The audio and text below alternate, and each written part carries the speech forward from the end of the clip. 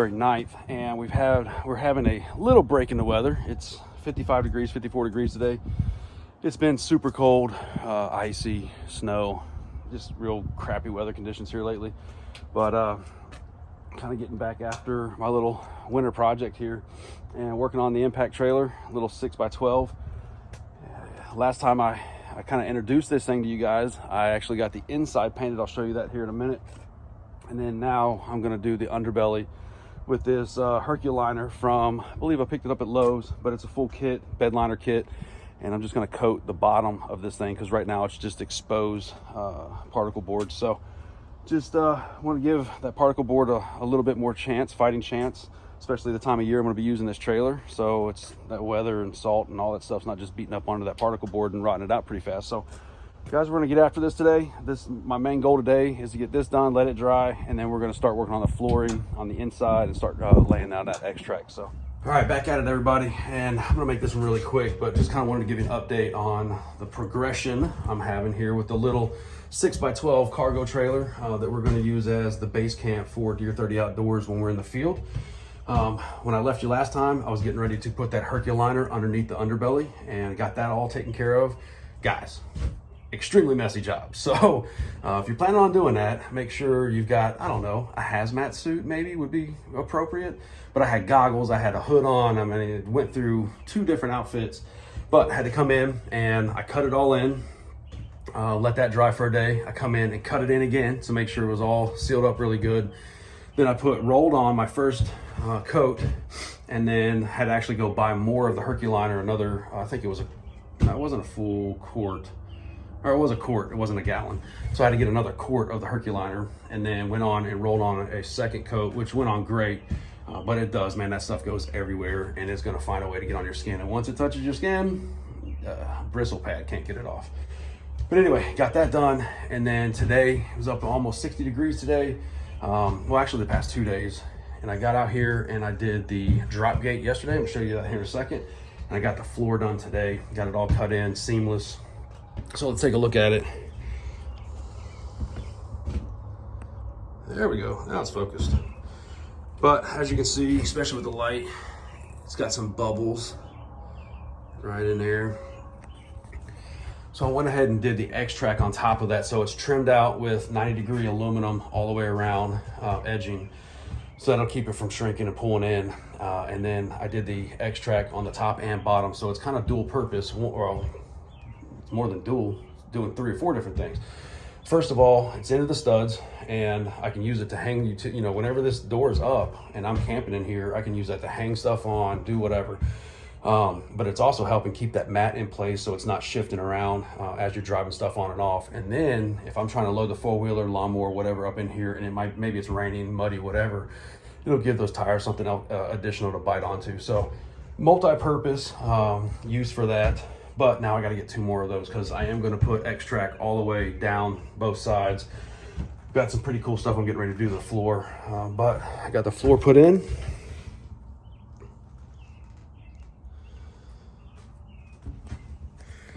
And JD from Big Truck Big RV actually reached out to me and was like, hey, appreciate the shout out. Love what you're doing. He said, but I did not like the 3M adhesive spray. It wound up bubbling up this rubber mat and he didn't like it. So told me to try something different. So for the gate, I actually went out and got this Gorilla all-purpose industrial strength, heavy duty construction adhesive. And that's what I use down there. And I put it on real tight strips. Thought I did really good as far as covering everything, but then it froze before I think it could actually dry. So unfortunately, I got a little bit of bubbles inside in that, but I think with everything that I've done to it, it ain't going nowhere. So I was like, man, there's got to be something better where I can do a full adhesive underneath of this where it's all the same coat or the same, so it's spread out the same basically. So what I did is I went to Lowe's and I got some vinyl flooring, which is made to adhere vinyl floor to wood surfaces. So I got that. It is heavy duty, heavy strength, 647. And we got that all rolled in. It's purple, so which I really like, because typically if you're trying to roll on glue or whatever, you can't see where you've been. So being that glue was purple, it worked out really good. Oh, there's my wife. Would you like to be in the video too? No, she doesn't want to be in the video, but we got that done. Now she's coming to the other side. I'm gonna catch her on this side. You don't want to be on YouTube? All right, guys, so running out of light here, but yeah, I mean, this thing's coming along great. My wife kind of surprised me earlier. She brought me a nice cold beverage and helped me get these anchors put back in. So 4 corners anchors, those are all back in, and it'll help hold all this in place while this vinyl glue dries. But I don't know, I'm really excited how this thing's turning out. And really another big huge shout out to JD over at Big Truck Big RV. He did one of these very similar. I'm doing a lot of the things that he did, and he was nice enough to reach out and say, hey, by the way, this didn't work so well, or this did. And so I'm assuming that's kind of what he was talking about. He used the 3M spray adhesive on his drop gate, or on his floor, and I'm assuming it bubbled up kind of like this one is. Now I used that Gorilla Glue, and I mean, I got it in there really tight, but definitely can see where it's bubbling up, where it's not adhered down. I don't think I'm gonna have any trouble with the X-Track holding it in place. This should be fine going up and down, but if it does start to bubble or pull or tear, I'll just take that back off and put a new piece down. I got a whole nother roll over there. We'll redo that gate, but I think it's going to be great. This is already feeling smooth. I'm not seeing any bubbling. It all rolled on evenly, so I think that made a big deal. And that's what it's for. It's vinyl flooring glue. So hopefully it works really good. And then we're going to get this thing all trimmed out. We're going to get the X-Track hung all through here. I'm getting ready to build a shelf up front. I'm going to mount the spare tire. So we got a ton more stuff to do in here to get it ready for the 2022 season. But I'm really excited about the mobility and everything this is going to bring to me and to our crew. I can literally hook up to it at any time, go anywhere I want to go hunt, and have everything with me at all times. So, and then on top of that, I don't have to worry about going to find a place to stay or throwing up a tent. Back the 4-wheeler out, throw the cots down, and we got a place to stay too. So.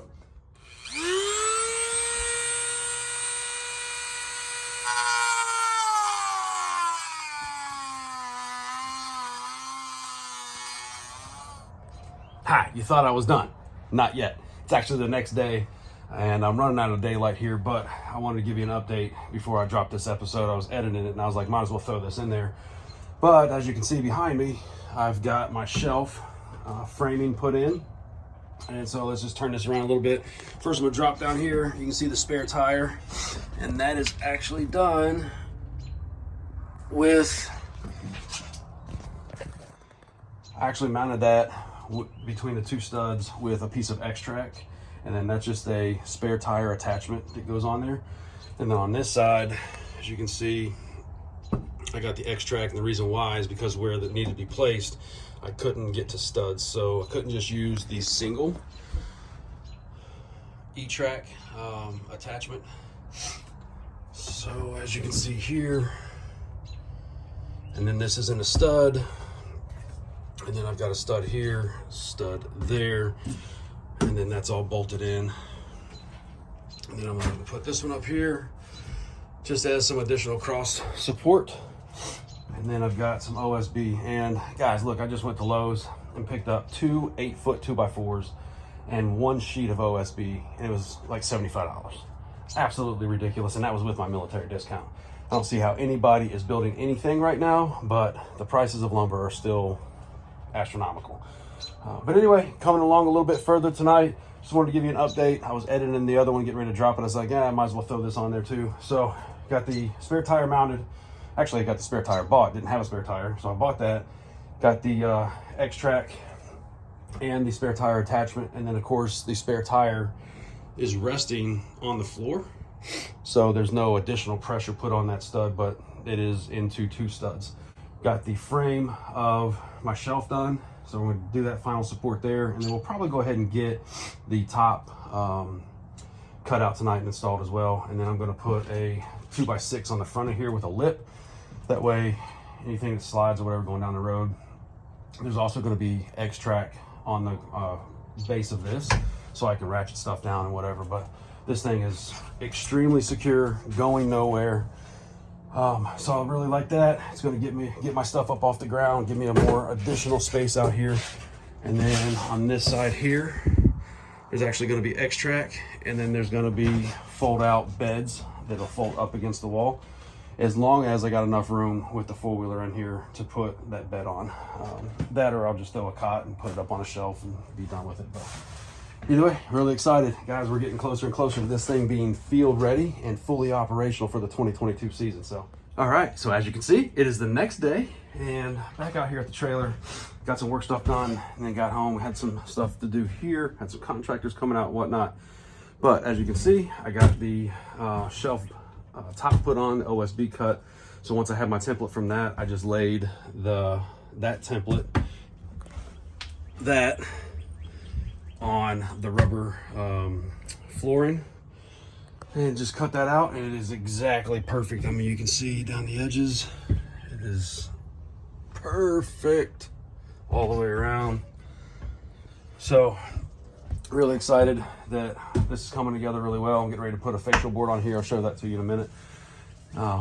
This stuff's just sitting there to put weight on it. But one thing I've learned is if you're going to get this flooring and do this same type of thing through trial and error, Gorilla Glue, not where it's at. The linoleum floor glue that you put on with a 3/8 nap roller works perfect. I just wish on the floor I would have put it both on the back of the material itself and the OSB floor, just so it would have had more contact and more chances to adhere. It's really good, but places like right there, I mean, it goes away pretty quick, but they keep coming back. So it's not perfect, but my wife keeps telling me it doesn't have to be perfect because it's just going to be all dirty and messed up anyway as soon as I go hunting in it. But I don't like to do anything half-ass, and spending a lot of money and time and effort to make it look good and functional. So I want it to be just that. I want it to look good. I want it to be functional. I don't care if it's for 10 minutes. I'm sure most of you are the same way. So use the linoleum floor glue, roll it on, once you get your flooring cut to size, roll it all the way to the front, or start with the front, and then roll your floor out really good coat on that, and then roll it on the actual back of the mat as well, and then roll it down, and then do that all the way through. If I'd have done that, I think it would have been perfect. So for you guys, hopefully that helps if you're wanting to do something like this. I mean, still, the floor is great. I'm gonna seal it all up once the aluminum trim that's supposed to be here today gets put in. I got the facial board coming on here. So just trucking along here, should have a lot of this stuff done today. So I don't know about you guys, but I'm not a builder of trailers, right? So I don't know all the specs, and I don't know all the right stuff to use. So I've watched tons of YouTube channels and tons of people converting their campers, but it didn't tell me some of the simplest stuff that I needed to know, like how thick is the floor? What screws should I use? Where are all the studs? How do I find the studs? Stuff, just simple stuff.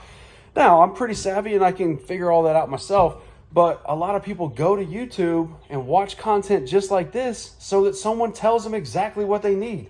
So I'm going to do that right now. Right off the bat, self-tapping lathe screws. These are 3/4 inch, and I use these for the floor trim because it's 3/4 inch flooring on this, and you're not going to drill through and hit metal. So you get a good bite. And this I did for the floor trim itself, so it tapped the screws or the holes for me, and then I didn't have to worry about it drilling through the bottom of the floor. So, and again, I just coated the whole bottom of this thing to make it airtight and to make it water resistant. The last thing I wanted to do was poke a bunch of holes through it. So 3/4 inch self-tapping lathe screws for the floor. And then I did get some 1 1/4 inch, and I use those very few. I actually bought a way too big of a box because I didn't need that many, but I didn't know. But I don't remember even why I used the 1 1/4 inch. I don't think I did. Matter of fact, I know I did not. Did not use the 1 1/4 inch, too long. And then 1 1/2 inch. use just a few of these. These are good for if you're going through your studs on your floor. I'll be using more of these whenever I start mounting the Rhino. I don't even know what this thing's called, but the Rhino stops or whatever for mounting your four-wheeler tires or UTV tires or whatever. So I haven't used many of these yet, but I will whenever I go into the actual frame supports on the floor. The one I used the most were the 1-inch self-tapping metal to metal screws. These are basically for everything. I can put these anywhere.